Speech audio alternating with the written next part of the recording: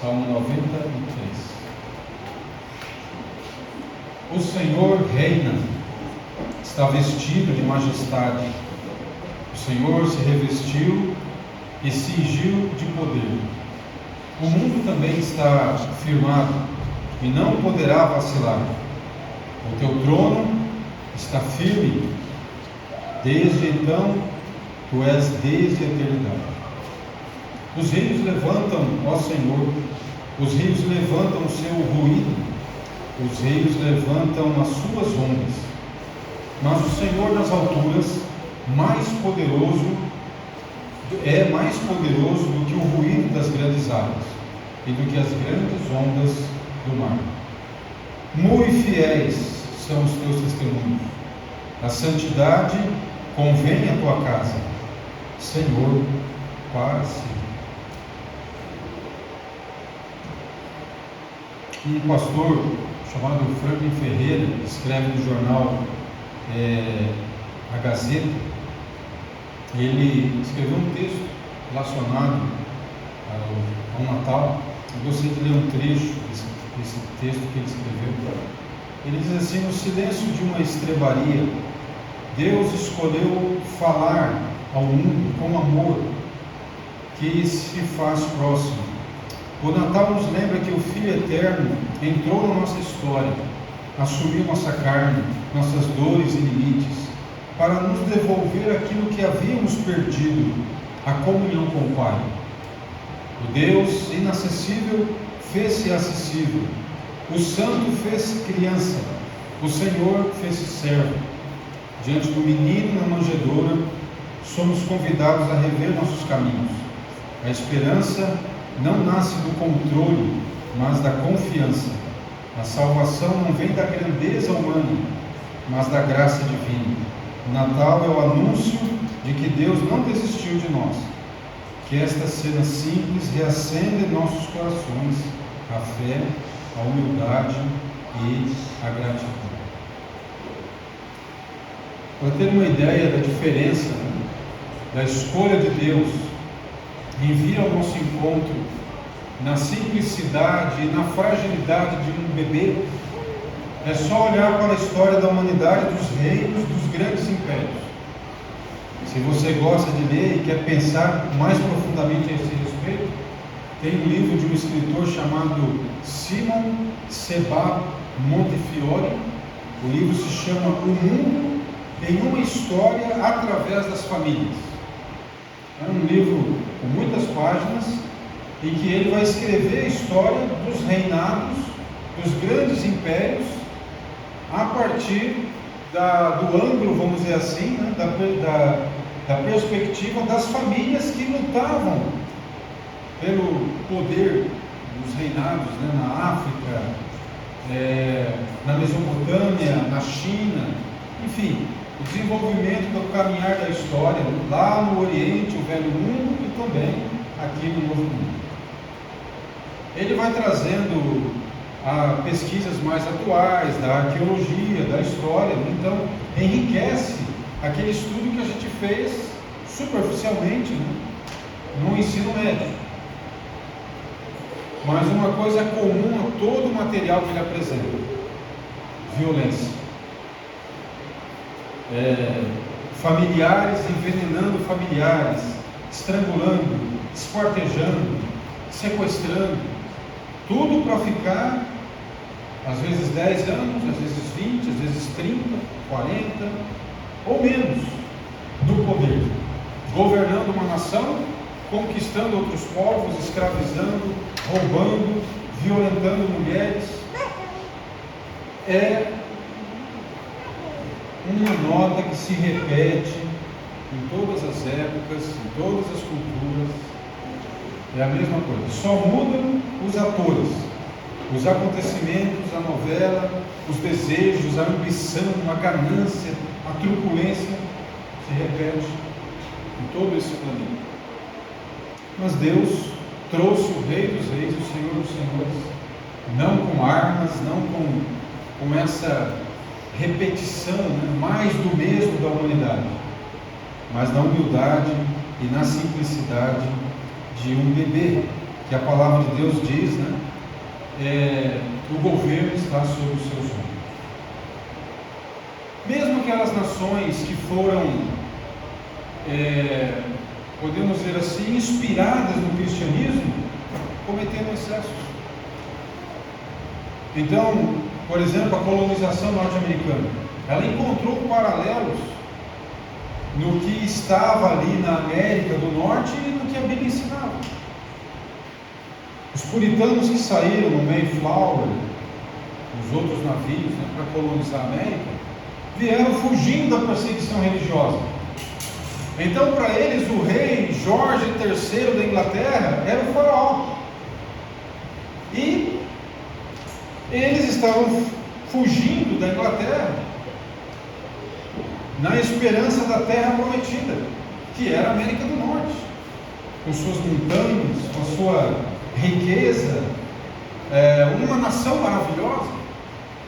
E eles poderiam sonhar em construir uma nação livre, uma nação que respeitasse a consciência das pessoas na busca da sua fé.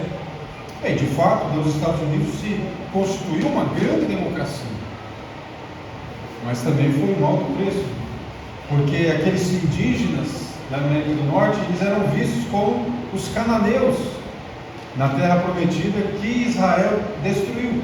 Então eles tinham licença para matar aqueles indígenas, para desrespeitar as crianças, as mulheres. Então, infelizmente, também houve equívocos com relação a isso. É na misericórdia de Deus, né, que apesar de tudo isso, coisas boas vieram, né, desse país, os missionários que se espalharam pelo mundo pregando a palavra de Deus. Nem todos tinham, né, essa visão da escravidão, tanto dos africanos como dos índios, né, na América do Norte. Mas isso demonstra, né, como é difícil o ser humano lidar com o poder, com a realização do sonho de uma nação livre ou de uma nação que domine sobre as outras. Nós estamos ainda com o nosso coração aquecido pela celebração do nascimento do Senhor. Nós nos alegramos por entender o que envolve a chegada do Senhor, dos Senhores, não para nos condenar, mas para nos salvar. Mas o mundo já vai esfriando essa comemoração. Já vai pensando no Réveillon, já vai pensando no Carnaval, e o comércio já vai pensando em como tirar proveito, né, de todos esses aspectos. Né? Mas nós, cristãos, pela graça de Deus, nosso coração está aquecido com a chegada do Senhor. E esse é um salmo muito precioso, que se acredita era cantado todo ano para celebrar o governo de Deus, o governo de Jeová ou Yahvé, o início de cada ano e a certeza, a renovação da aliança que o Senhor está à frente do mundo. Muitas pessoas, né, elas romantizam a questão da fé, a questão da nossa esperança, a questão do governo, pela palavra de Deus, e se esquecem que nós vivemos num mundo ímpio, num mundo ruim, num mundo que é rebelde a Deus.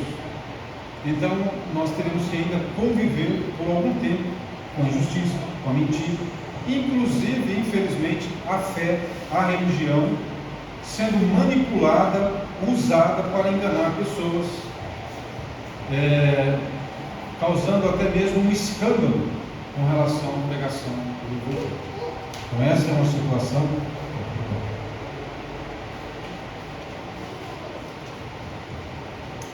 Já tinha um copinho aqui, mas eu não tinha visto. Então esse aspecto, né, da realidade e não do romantismo com relação ao mundo é muito importante. José e Maria, criando o Senhor Jesus, eles têm que lidar com a violência de Herodes, com a suspeita dos romanos e a própria incompreensão do seu povo. Eles não têm as coisas facilitadas por carregar no colo o Filho de Deus. O próprio Deus permitiu essas situações e há de revelar de forma mais profunda para o nosso próprio bem. É por isso que Agostinho, de uma maneira muito bela, diz: o Senhor Jesus, Ele escolheu nascer no ventre de uma mãe que Ele mesmo criou, ser acolhido, acarinhado nas mãos que Ele mesmo formou. Mas a palavra de Deus diz: o mundo que Ele fez, o rejeitou. Veio para o que era seu, mas os seus não receberam. Tal é a condição terrível, né, de pecado do mundo e dos seres humanos. E a declaração desse salmo é: apesar de tudo isso, da não aparência da vida, da simplicidade com que Jesus veio revestido, Ele reina. Deus reina. Ali estava o Rei dos Reis. E quando Ele assumisse na maturidade, com cerca de 30 anos, a condição de proclamador do reino de Deus, Ele estava ali testemunhando o reinado de Deus. Então não são os deuses que reinam, os falsos deuses, não são os reis humanos que brigam, que matam, que desrespeitam crianças, mulheres, idosos, jovens, né? Deus não tem rivais, tem rebeldes, mas não tem rivais. Portanto, nós, como povo de Deus, nos unimos nesse salmo, que é uma oração e um cântico, e também logo após o Natal, quando o mundo vai se esquecendo, nós declaramos com alegria no nosso coração: esse menino, esse Jesus reina. Ele reina sobre tudo. Ele se revestiu de dignidade, de soberania, e Ele firmou com poder a sua autoridade, e nós professamos a nossa lealdade unicamente a Ele, unicamente ao Senhor Jesus. Isso é muito importante porque logo mais, né, no início do novo ano de 2026, as pessoas vão demonstrar a quem elas são fiéis: ao dinheiro, ao prazer, à diversão, à política, aos antigos deuses e aos modernos deuses.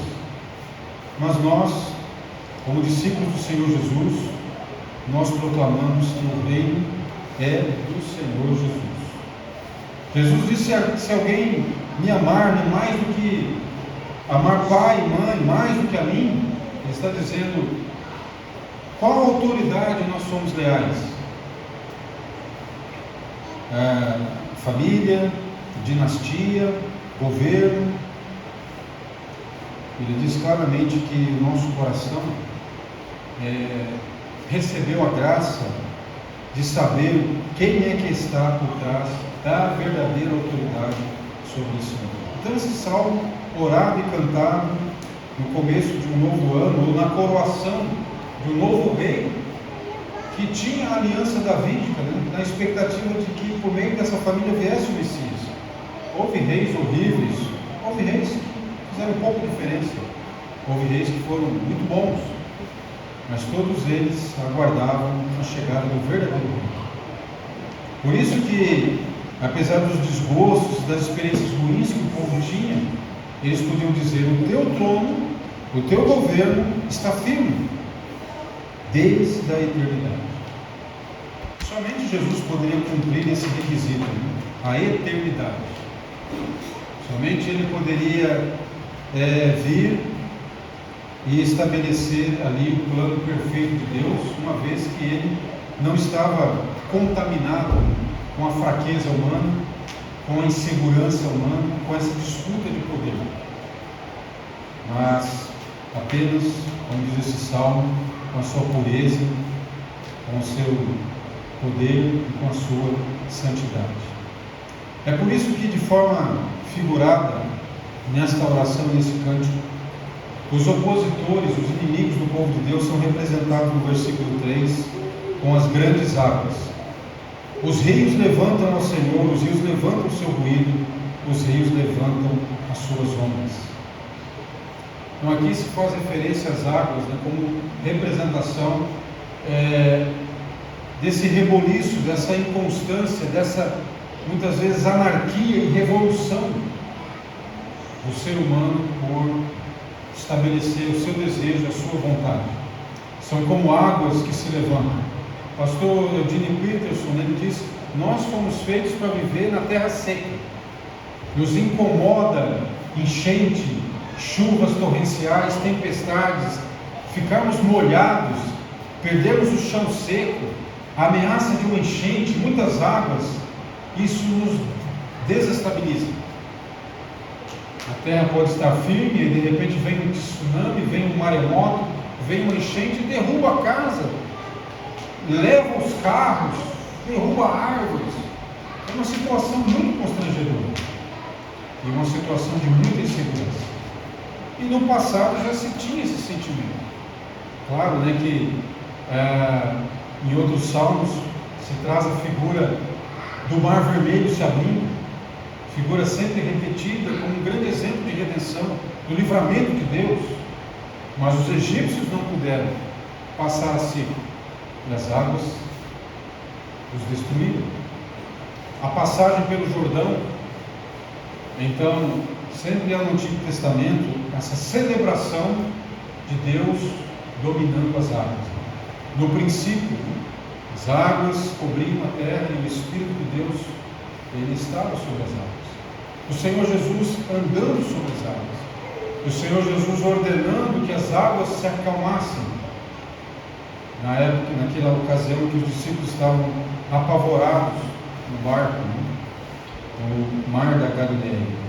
Então, essa figura das águas, ela representa a oposição, e ela representa também o poder de Deus sobre aqueles que se rebelam ao seu governo.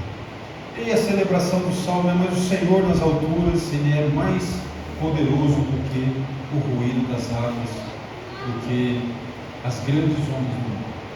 Talvez nós gostaríamos, né, que Deus ele manifestasse o seu governo de uma forma marcante, de uma forma inconfundível, que todos vissem, que as forças do mal fossem repelidas, talvez, né, no espírito daqueles discípulos, né, que disseram: Senhor, queres que oremos para que fogo do céu venha e consuma os samaritanos? Talvez nós gostaríamos de uma intervenção marcante, mas as coisas, elas não acontecem assim. Tem um livro de um escritor judeu muito interessante, em que ele descreve uma mulher olhando pela janela e vendo uma árvore que há muito tempo ela acompanha, e aquela árvore tinha um caldeirão, um pequeno caldeirão de ferro, que alguém, quando a árvore era menor, jogou e se prendeu num galho jovem daquela árvore. Na medida que a árvore vai envelhecendo, os galhos vão ficando mais grossos, maiores, né? Vai elevando aquele caldeirão, mas ele está preso ali. E ela vai observando com o passar do tempo, até que um dia ela está na janela e de repente ela olha e o caldeirão se parte e se solta daquele galho e cai no chão. E ela diz: todo esse tempo, forças silenciosas estavam agindo naquele caldeirão,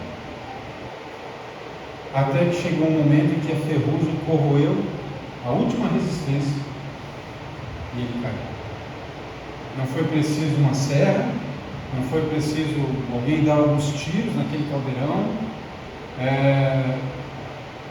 Silenciosamente a ferrugem estava trabalhando, e quando chegou um determinado momento, aquele caldeirão, com a ferrugem e com a força da gravidade, se rompeu.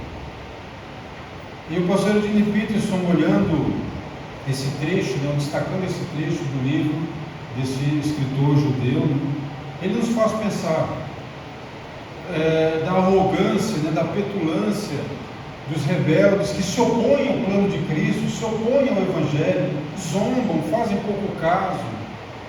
Outros que manipulam, que enganam, como se essas pessoas tivessem realmente o poder. mas silenciosamente o plano de Deus, o decreto de Deus está se cumprindo, como uma ferrugem naquele caldeirão, vai consumindo, consumindo. Essas pessoas envelhecem, essas pessoas adoecem, o tempo vai passando, esses reinos, esses impérios vão esgotando seus recursos. Isso acaba.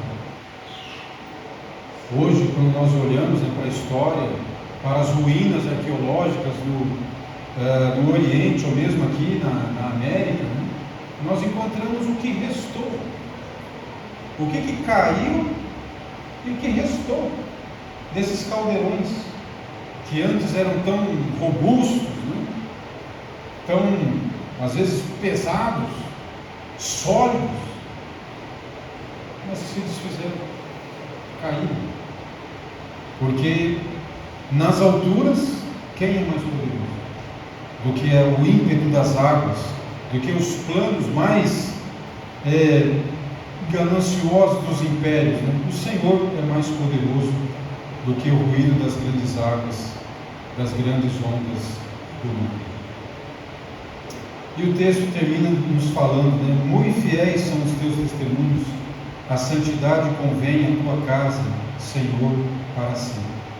3 formas importantes de como o governo de Deus se desenvolve, talvez lentamente como esse caldeirão enferrujado, né? Mas de forma real, de forma verdadeira. É algo que deve fazer parte da nossa oração. Nós que desejamos não ficar apenas contando histórias, né? Mas ter uma experiência pessoal e marcante de oração.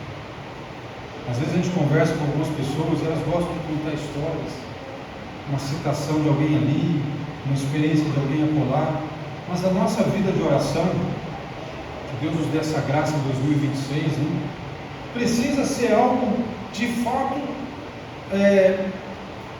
marcado por experiências do nosso dia a dia, da nossa agenda de oração, da nossa prioridade em falar com Deus. Não quer dizer que nós vamos ser perfeitos, nós vamos ser pessoas que não vão falhar em algum momento, né?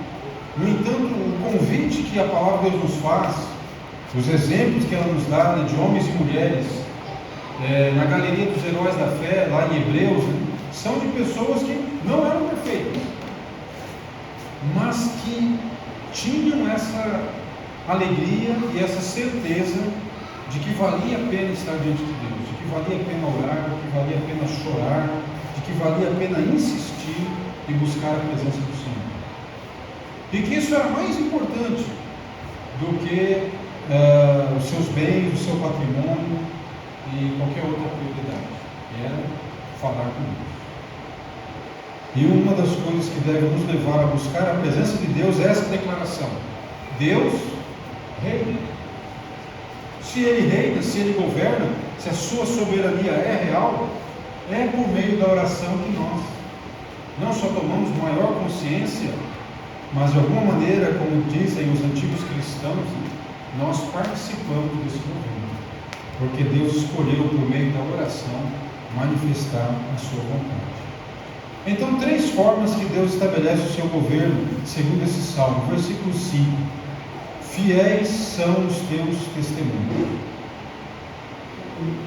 Essa é uma coisa que o povo de Deus experimenta, a fidelidade da palavra de Deus.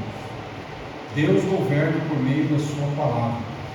Ele diz que a sua palavra não perde o seu poder, mas aquilo para o qual Ele designou a sua palavra, ela vai cumprir o seu propósito.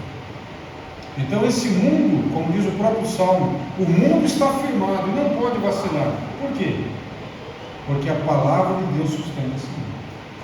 A palavra de Deus sustenta as leis físicas, a palavra de Deus sustenta a lei moral, a palavra de Deus sustenta as suas promessas, o desenvolvimento, o desenrolar do seu plano. Por isso que para nós é maravilhoso termos a palavra dele revelada nas Escrituras, testemunhada na história, manifestada na criação. A todo momento o Espírito Santo nos faz voltar para a sua palavra e crermos na fidelidade daquilo que Ele nos revela por meio dos patriarcas, dos profetas, do seu Filho e dos apóstolos. A palavra de Deus é confiável. Essa é a escolha de Deus. Nem só de pão viverá o homem, mas de toda a palavra que procede da boca de Deus. É assim que Jesus se dirige a algumas pessoas que parecem interessadas no Evangelho.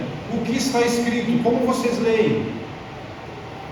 É assim que Jesus, após a ressurreição, conforta e restaura a fé de dois discípulos que estão caminhando para Emaús, abrindo as Escrituras e trazendo para eles o entendimento.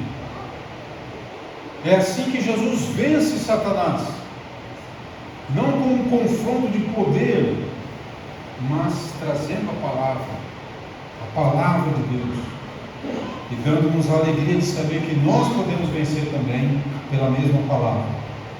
Agora veja outra forma com que o Senhor governa, com a sua santidade. Ele nos diz aqui: a santidade convém à tua casa.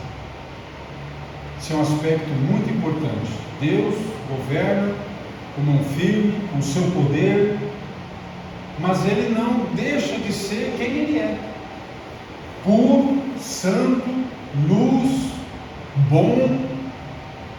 A santidade de Deus está manifestada em seus caminhos, embora nós não compreendamos.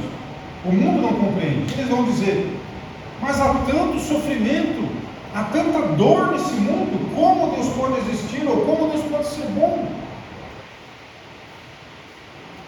Bem, nós sabemos que, pela palavra de Deus, todo esse sofrimento, toda essa dor é consequência das escolhas humanas, da intervenção de alguém que é mau e que foi recebido nesse mundo, que era para ele não estar aqui, mas nossos pais abriram a porta, optaram por ouvi-lo e as consequências estão aí.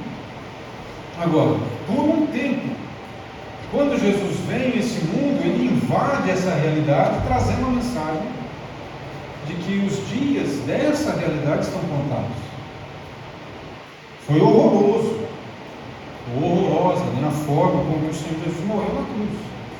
Uma morte reservada para as pessoas criminosas, para as pessoas detestadas, né, pelo império. Uma morte de muita zombaria e sofrimento. E, no entanto, foi dessa forma que o Senhor Jesus demonstrou que nós somos perdoados, que essa é a consequência máxima da penalidade, da separação de Deus. Ali se manifestou toda a impiedade do ser humano para com o seu Criador, o ódio manifestado tanto pela religião que estava ali presente, como pelas pessoas, como pelo sistema político. Aquele quadro demonstrou a degradação, a decadência, a que ponto pode chegar o que foi criado para ser bom, mas assumiu toda uma postura demoníaca, de destruição, de desrespeito à vida, de desrespeito ao Criador. No entanto, Jesus, diante de toda aquela crueldade, de toda aquela maldade, Ele não deixou de ser quem Ele era: bom, santo, puro. E a graça de Deus deu a um daqueles homens que estava sofrendo aquela dor também, aquele sofrimento, aquela tortura, a alegria de ver isso em Jesus. E por isso pôde orar a Ele dizendo: Senhor, lembra-te de mim quando entrares no teu reino. E a palavra libertadora foi: hoje mesmo estarás comigo no paraíso. Jesus estava ali, diante de todo aquele quadro horrendo de decadência, em santidade, em pureza, em bondade, em beleza. Então a escuridão não pode apagar a luz, a maldade não pode destruir aquilo que realmente é bom e verdadeiro. E Deus governa em santidade. Ninguém pode apontar imperfeição ou descaracterização nos caminhos do Senhor. E o último aspecto, com o qual o Senhor estabelece o seu reino, o seu governo sobre nós e sobre o mundo, é a eternidade.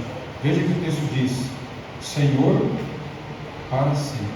A santidade convém à tua casa, Senhor, para sempre. É um governo sem fim. é o governo por toda a eternidade. Então o povo de Deus, quando cantava esse salmo para coroar seus reis, para celebrar o governo, a soberania de Deus, eles tinham certeza, isso não vai terminar. Não termina com a invasão dos povos pagãos sobre a nação de Israel, o cativeiro. Não termina com a morte de um rei querido, de um rei piedoso. Não termina com a morte de um profeta amado, de um sacerdote sábio e que ensinou as famílias o caminho do Senhor. Não terminava. Mas se renovava e apontava para o cumprimento do grande sábado, o grande Shabat, o grande descanso do povo de Deus.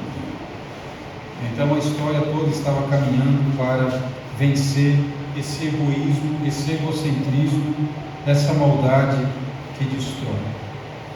Então, toda a história triste de decadência e de substituição mais do mesmo dos governos, dos sistemas de governo desse mundo, eles, como temporários, eles nos apontam para a oração. Onde vamos reabastecer a nossa fé, a nossa esperança? No mundo que a gente liga o noticiário ou vai ler algumas notícias e sempre vai encontrar mais do mesmo: morte, violência, feminicídio, infanticídio, matricídio e assim por diante. E há pessoas que têm expectativa de que com o novo governo as coisas vão melhorar, mas esse filme se repete. Então, é nesse sentido que nós podemos recordar algumas palavras de John Stott, no devocionário que ele fez, acompanhando desde Gênesis a Apocalipse.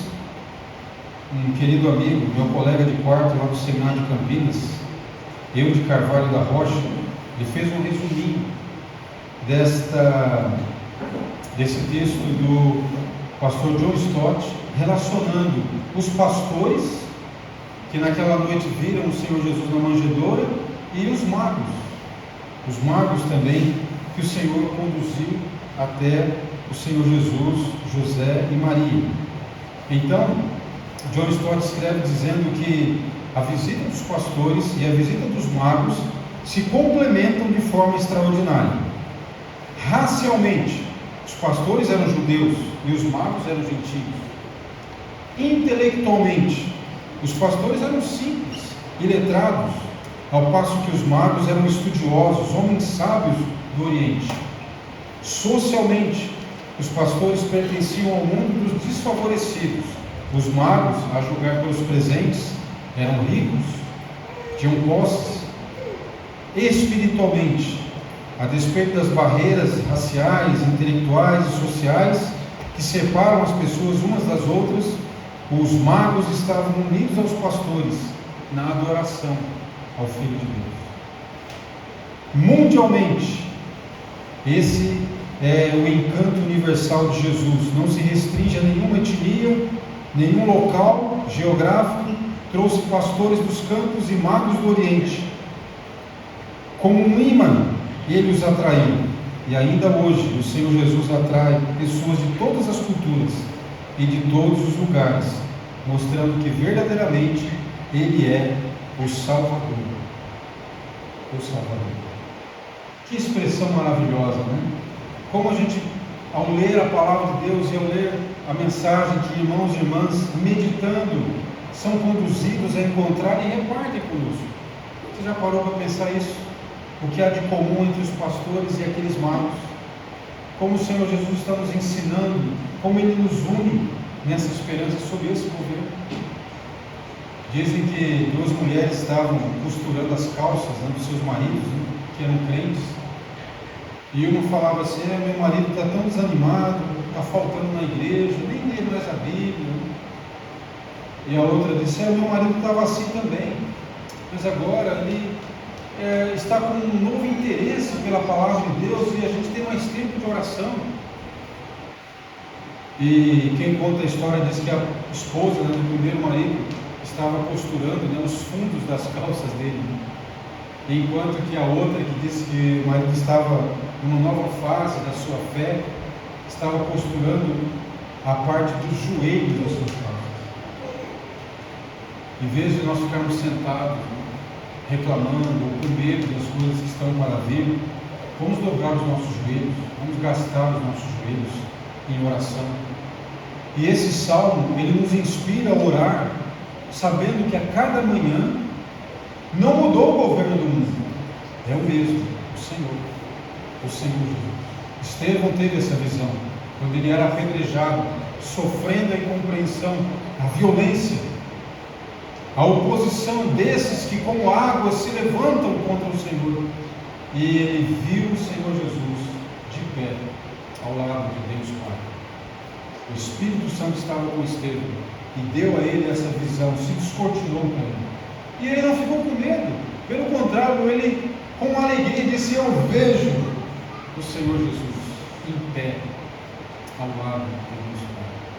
Que Deus, na sua graça e misericórdia, nesse finalzinho de ano, deixe o nosso coração aquecido pela nossa celebração, porque nós temos um Rei, o Rei dos Reis, o Senhor dos Senhores. Ele se manifesta de forma simples, mas é uma forma poderosa, que ele silenciosamente está cumprindo a vontade de Deus. Todos os opositores também, lentamente, gradualmente, vão perdendo o seu vigor, vão perdendo a sua ostentação, até que chegará o momento que nós nos reuniremos com os pastores, com os magos, com tantos quantos o Senhor se revelou, e vamos poder cantar esse Salmo 23 com toda a nossa alegria, como ele é repetido lá no Apocalipse. Quanto do Apocalipse é inspirado nesse salmo, quando anjos e a igreja redimida se unem e cantam: o Senhor reina, e o seu Cordeiro é digno de toda a honra e de toda a glória, porque ele comprou de todos os povos e raças, homens e mulheres, para serem reis e sacerdotes. Deus, na sua graça e misericórdia, meus irmãos e irmãs, derrame sobre nós espírito de oração. Que nós tenhamos essa vontade, essa intenção que Daniel teve de regularmente separar um tempo inegociável, mesmo quando o ameaçaram de morte. Ele não mudou, porque era um hábito, porque era uma alegria o encontrar-se com o Senhor. Não era Nabucodonosor, e depois não era mais Ciro, e depois não era Dario que reinava, era o Senhor.